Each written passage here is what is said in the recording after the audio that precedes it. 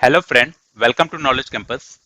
Last video में मैं आपको बताया था कि व्हाट इज मॉड्यूलेशन। इस वीडियो में मैं आपको बताने वाला हूँ टाइप्स ऑफ मॉड्यूलेशन। तो अगर आपने वो मॉड्यूलेशन वाला वीडियो नहीं देखे हैं तो आप जाकर देख लें, क्योंकि तभी आपको समझ में आएगा कि मॉड्यूलेशन का टाइप क्या क्या है और इस वीडियो में क्या कहानी चल रही है। ठीक है, तो उसका लिंक मैं अभी आपको आई बटन में मिल रहा होगा या मैं आपको डिस्क्रिप्शन में प्रोवाइड कर दूंगा। तो चलिए इस वीडियो को स्टार्ट करते हैं। तो मॉड्यूलेशन मॉड्यूलेशन का मैं एक आपको क्विक रिकैप बता रहा हूँ कि मॉड्यूलेशन में हम लोग क्या करते हैं। ये हमारा होता है एक इंफॉर्मेशन सिग्नल है और ये हमारा एक कैरियर सिग्नल है। तो हम लोग क्या करते हैं मॉड्यूलेशन प्रोसेस में कि इंफॉर्मेशन सिग्नल को कैरियर सिग्नल पे सुपर इम्पोज करते हैं with the help of modulated circuit, और इसी प्रोसेस को क्या बोलते हैं, मॉड्यूलेशन बोलते हैं। और in the end of modulation process हमें क्या मिलता है, एक मॉड्यूलेटेड सिग्नल मिलता है, और इसी मॉड्यूलेटेड सिग्नल को हम लोग क्या करते हैं, ओवर द नेटवर्क ट्रांसमिट करते हैं सेंडर से रिसीवर साइड में। ठीक है, तो होल प्रोसेस मॉड्यूलेशन का क्विक में यही है। मॉड्यूलेशन का क्या एडवांटेज है, क्या डिसएडवांटेज है, मैं सब कुछ वो लास्ट वीडियो में कवर किया हूँ, तो वो वीडियो पहले आप जाकर देख लें। तो इस वीडियो में मैं आपको क्या बताने वाला हूँ, टाइप्स ऑफ मॉड्यूलेशन। तो मॉड्यूलेशन के कितने टाइप्स होते हैं, दो टाइप्स होते हैं। एक तो होता है एनालॉग मॉड्यूलेशन, दूसरा होता है डिजिटल मॉड्यूलेशन। तो चलते हैं देखते हैं दोनों में क्या क्या डिफरेंसेस है एनालॉग और डिजिटल मॉड्यूलेशन में। एनालॉग मॉड्यूलेशन और डिजिटल मॉड्यूलेशन। एनालॉग मॉड्यूलेशन, ये पढ़ने से पहले मैं आपको रिक्वेस्ट करूंगा कि मेरा एक वीडियो है एनालॉग और डिजिटल सिग्नल में क्या डिफरेंस है, वो मैंने इसी चैनल पे बनाया हुआ है। तो आप वो जाकर देखें ताकि आपको समझ में आएगा कि एनालॉग और डिजिटल सिग्नल में क्या डिफरेंस है। सेम डिफरेंस आपको एनालॉग और डिजिटल मॉड्यूलेशन में भी मिलेगा। ठीक है, तो आपको पता है कि एनालॉग सिग्नल क्या होता है। एनालॉग सिग्नल वैसे सिग्नल को बोलते हैं जो एक फिक्स रेंज में कोई भी वैल्यू ले सकता है। ठीक है, एक फिक्स रेंज में कोई भी वैल्यू ले सकता है, वैसे सिग्नल को हम लोग क्या बोलते हैं, एनालॉग सिग्नल। तो मॉड्यूलेटेड सिग्नल जो होगा, एनालॉग सिग्नल को जब हम मॉड्यूलेशन करेंगे, ठीक है, तो हमें जो सिग्नल मिलेगा वो एनालॉग मॉड्यूलेटेड सिग्नल मिलेगा। तो वो भी जो सिग्नल होगा वो भी कोई भी फिक्स वैल्यू ले लेगा विद इन ए रेंज। ठीक है, लेकिन डिजिटल सिग्नल में क्या होता है, डिजिटल सिग्नल एक फिक्स सेट ऑफ वैल्यूज में से कोई एक फिक्स वैल्यू लेगा। ठीक है, फिक्स सेट ऑफ वैल्यू रहेगा जीरो या वन, जीरो और वन में से क्या लेगा, कोई भी एक फिक्स वैल्यू लेगा, या तो जीरो या तो वन। ठीक है, ये नहीं होगा कि 1.5 ले रहा है या 0.5 ले रहा है। ठीक है, ऐसा कुछ नहीं होगा, एक फिक्स वैल्यू जीरो या वन। ठीक है, तो डिजिटल मॉड्यूलेशन में भी जो हमें एज ए डिजिटल मॉड्यूलेटेड जो सिग्नल मिलेगा, वो भी क्या करेगा, एक फिक्स वैल्यू लेगा। ठीक है, अभी क्या है कि एनालॉग सिग्नल में साउंड आसानी से मिक्सअप हो जाते हैं, तो एनालॉग मॉड्यूलेटेड सिग्नल में भी क्या होगा, साउंड आसानी से मिक्सअप हो जाएगा। ठीक है, इसकी वजह से हम लोग क्या करते हैं कि एनालॉग मॉड्यूलेशन जब हम लोग करते हैं ना, तो हम लोग रिपीटर यूज नहीं करते। अब रिपीटर क्या होता है, मैं आपको नेक्स्ट वीडियो में समझाऊंगा। क्यों बता देता हूँ कि रिपीटर एक डिवाइस होता है जिसका काम होता है कि हमारे सिग्नल को स्ट्रेंथ प्रोवाइड करना, रिपीट करना, जो भी उसको मिलता है ना उसको बूस्टअप करके फिर आगे ट्रांसमिट कर देता है, रिपीटर उसको बोलते हैं। ठीक है, तो एनालॉग मॉड्यूलेशन में क्या होता है कि नॉइज आसानी से मिक्सअप हो जाता है, इसकी वजह से हम लोग क्या करते हैं, इसमें रिपीटर यूज नहीं करते हैं। जबकि डिजिटल मॉड्यूलेशन में नॉइज आसानी से मिक्सअप नहीं होता है, इसकी वजह से हम लोग क्या करते हैं, इसमें रिपीटर यूज करते हैं, और इसमें सिग्नल का स्ट्रेंथ हर जगह पे जहां भी हमें लगता है कि सिग्नल का स्ट्रेंथ इतने डिस्टेंस ट्रेवल करने के बाद इसका स्ट्रेंथ अब डिक्रीज कर रहा है, तो वहां पर रिपीटर लगाकर उसको बूस्टअप कर देते हैं। ठीक है, एनालॉग मॉड्यूलेशन में कोडिंग पॉसिबल नहीं है, क्योंकि हम एनालॉग सिग्नल में ही कोडिंग नहीं कर सकते। इसकी वजह से एनालॉग मॉड्यूलेशन में भी हम कोडिंग नहीं कर सकते, जबकि डिजिटल मॉड्यूलेशन में कोडिंग पॉसिबल है। अब कोडिंग पॉसिबल है तो कोडिंग की हेल्प से हम इसमें एरर भी आसानी से डिटेक्ट कर पाते हैं।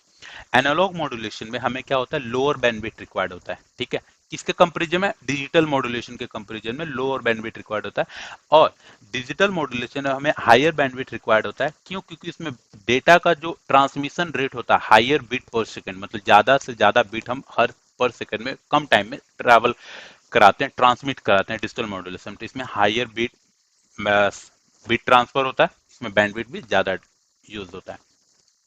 इसमें एनालॉग मॉड्यूलेशन में हम लोग यूज करते हैं एफडीएम। एफडीएम का मतलब होता है फ्रीक्वेंसी डिवीजन मल्टीप्लेक्सिंग। ठीक है, फ्रीक्वेंसी डिवीजन मल्टीप्लेक्सिंग मल्टीप्लेक्सर हम लोग यूज करते हैं, जबकि डिजिटल मॉड्यूलेशन हम लोग यूज करते हैं टीडीएम, मतलब टाइम डिवीजन मल्टीप्लेक्सिंग। ठीक है, टाइम डिवीजन मल्टीप्लेक्सर यूज करते हैं, इसमें फ्रीक्वेंसी डिवीजन मल्टीप्लेक्सर यूज करते हैं। मल्टीप्लेक्सर क्या होता है, अब आप जाकर मेरे डिजिटल एंड एनालॉग डिजिटल के प्लेलिस्ट में देखिए कि मल्टीप्लेक्सर क्या होता है, मैंने वहां पर अच्छे से बता रखा है। अभी क्या है कि एनालॉग मॉड्यूलेशन में हम लोग कोडिंग नहीं कर सकते हैं, सीक्रेट इन्फॉर्मेशन नहीं भेज सकते हैं, तो इस एनालॉग मॉड्यूलेशन को हम लोग मिलिट्री पर्पस में यूज नहीं कर सकते। जबकि डिजिटल मॉड्यूलेशन में क्या कर सकते हैं, कोडिंग टेक्निक यूज होता है, इन्फॉर्मेशन को इनकोडेड फॉर्म में भेज सकते हैं।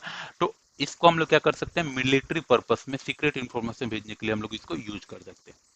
अभी क्या है कि एनालॉग मॉड्यूलेशन में बहुत सारे टाइप्स होते हैं। एम्पलीट्यूड मॉड्यूलेशन होता है, फ्रीक्वेंसी मॉड्यूलेशन होता है, फेज मॉड्यूलेशन होता है, ये पल्स एम्पलीट्यूड मॉड्यूलेशन है, पल्स विथ मॉड्यूलेशन है, और भी बहुत सारे कॉम्बिनेशन है एनालॉग मॉड्यूलेशन के, ठीक है। डिजिटल मॉड्यूलेशन के कौन कौन से टाइप हैं? पीसीएम, ये फिजिक्स केमिस्ट्री मैथ नहीं है, ये पल्स कोल्ड मॉड्यूलेशन है। DM, delta modulation. ADM, adaptive delta modulation. DPCM, differential pulse code modulation, और भी बहुत सारा होता है। मतलब एनालॉग मॉड्यूलेशन की बहुत सारे टाइप है और डिजिटल मॉड्यूलेशन की भी बहुत सारे टाइप है। तो आई होप आपको एनालॉग मॉड्यूलेशन और डिजिटल मॉड्यूलेशन क्लियर हो गया होगा। अब हम चलते हैं अपने सिलेबस के प्रति कि हमारे सिलेबस में कौन कौन से एनालॉग मॉड्यूलेशन के टाइप पढ़ना है और डिजिटल मॉड्यूलेशन के टाइप पढ़ना है। तो हमारे सिलेबस में एनालॉग मॉड्यूलेशन का 3 टाइप पढ़ना है, एम्पलीट्यूड मॉड्यूलेशन, डिजिटल मॉड्यूलेशन और फेज मॉड्यूलेशन। केवल इन्हीं टाइप को हमें पढ़ना है, बाकी जो टाइप है होता है एनालॉग मॉड्यूलेशन का वो हमारे सिलेबस में नहीं है, ठीक है। Digital modulation as of now हमारे सिलेबस में कहीं भी मेंशन नहीं किया है, बट मैं फिर भी थोड़ा सा बता दे रहा हूँ कि डिजिटल मॉड्यूलेशन के कौन कौन से टाइप्स होते हैं, या जो एनालॉग मॉड्यूलेशन में जो हम लोग टाइप कर रहे हैं उसके करस्पॉन्डिंग डिजिटल मॉड्यूलेशन में कौन कौन से टाइप्स हैं वो आपको बता दे रहा हूँ, ताकि आपको बस एक नॉलेज पर्पज से मालूम रहे। एज ऑफ नाउ हमारे सिलेबस में कुछ मेंशन नहीं है, ठीक है। तो डिजिटल मॉड्यूलेशन में भी बहुत सारे टाइप हैं, जैसे कि एम्पलीट्यूड शिफ्ट कीइंग, ठीक है। एम्पलीट्यूड शिफ्ट की एक मॉड्यूलेशन है, ऑन ऑफ कीइंग है, फ्रीक्वेंसी शिफ्ट कीइंग है, फेज शिफ्ट कीइंग है। तो बहुत सारे टाइप हैं डिजिटल मॉड्यूलेशन में। तो हमें जो पढ़ना है ना एम्पलीट्यूड मॉड्यूलेशन, उसके करस्पॉन्डिंग डिजिटल मॉड्यूलेशन में क्या है, एम्पलीट्यूड शिफ्ट की। जो हमें एनालॉग मॉड्यूलेशन में पढ़ना है ना फ्रीक्वेंसी मॉड्यूलेशन, उसके करस्पॉन्डिंग यहाँ पर क्या है, फ्रीक्वेंसी शिफ्ट की। हमें जो एनालॉग मॉड्यूलेशन में पढ़ना है फेज मॉड्यूलेशन, उसके करस्पॉन्डिंग में डिजिटल मॉड्यूलेशन में क्या है, फेज शिफ्ट की, ठीक है। तो देखिए थोड़ा सा डेफिनेशन में आपको बताता हूँ कि एम्पलीट्यूड शिफ्ट की में क्या करते हैं, एम्पलीट्यूड को वैरी कराते हैं, ठीक है। एम्पलीट्यूड ऑफ कैरियर सिग्नल को हम वैरी कराएंगे, मॉड्यूलेट कराएंगे, किसके अकॉर्डिंग, मॉड्यूलेटिंग सिग्नल के, जो हमारा इन्फॉर्मेशन सिग्नल होता है उसके अकॉर्डिंग। ऑन और ऑफ मॉड्यूलेशन में क्या करते हैं कि हमारे कैरियर सिग्नल को ऑन करते हैं और फिर ऑफ करते हैं, ऑन और ऑफ करते रहते हैं। ऑन करते हैं तो क्या रिप्रेजेंट करता है, 1 रिप्रेजेंट करता है, और ऑफ करते हैं तो क्या रिप्रेजेंट करता है, 0 रिप्रेजेंट करता है।